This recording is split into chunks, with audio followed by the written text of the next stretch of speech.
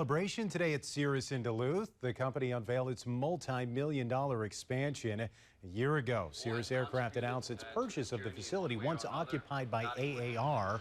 Today, they showed off the result of their work on the 189,000 square foot building. It's called the Cirrus Aircraft Innovation Center. The company held an event inside of it this afternoon, showing off amenities and flexible workspaces that Cirrus leaders call an optimal collaborative workspace and a break from the traditional office and lab environment. They say the Innovation Center is a place where the latest aviation technologies will come to life. It's in these new labs and these new spaces that the future will take shape.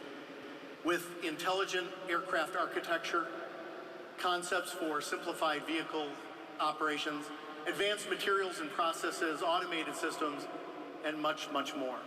The Cirrus purchase of the building also saves the city an estimated $600,000 a year after the facility sat empty for more than 2 years.